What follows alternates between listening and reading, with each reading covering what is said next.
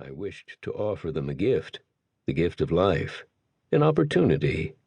Yes, of course, people have problems and needs, and our responsibility is to help solve them, but I believe there is much more in life. If you want to create things that people love, that are meaningful, you will hardly get there just by solving problems. Think about love. Love is one of the feelings in life that carries more meaning, but also more pain. If you want to solve problems, simply avoid falling in love. Problem solving and love really do not get along well together. Meaning for you. Second, this audiobook is about your own search for meaning. It is about the reason you wake up in the morning and catch that train. Solving problems requires an aseptic, impersonal attitude, a naive mind, free of judgments, free of preconceptions, free of your personal values, which is reasonable when you solve someone else's problems. But creating meaning demands much more.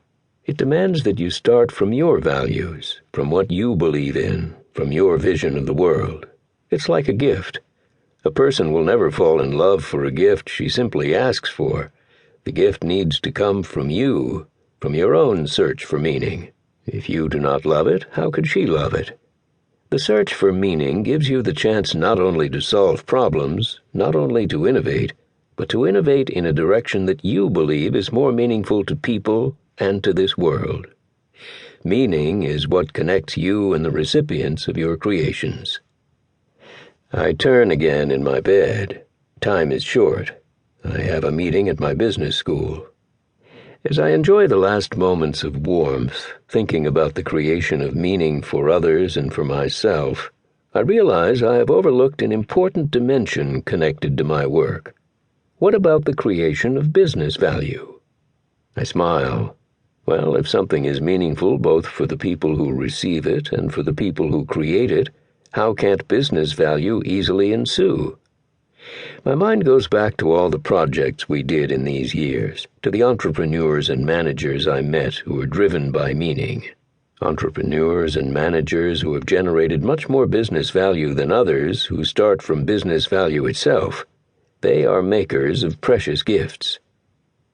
Time to get up. There is a scent of tea in the air. The gift makers. An audiobook may also be seen as a gift. Like every gift, it has a wrapping and a content. The wrapping is in the words, the text, the figures. The content is the thinking, the reflection, the research. The wrapping of this audiobook comes from me, but the content comes from the invaluable work and the inspirations of many whom I wish to acknowledge and thank. First, the sparring thinker, Åsa Öberg.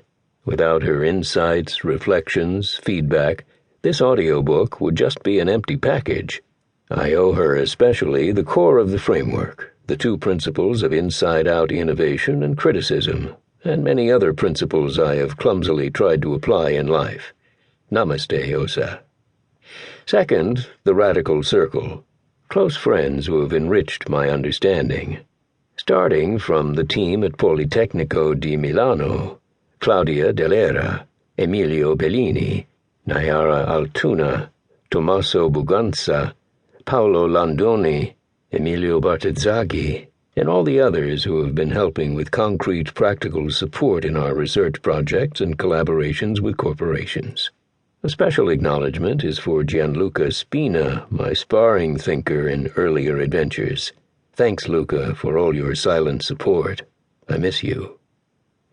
This radical circle has been alive thanks to institutions that have provided funding for the theoretical research underpinning this audiobook.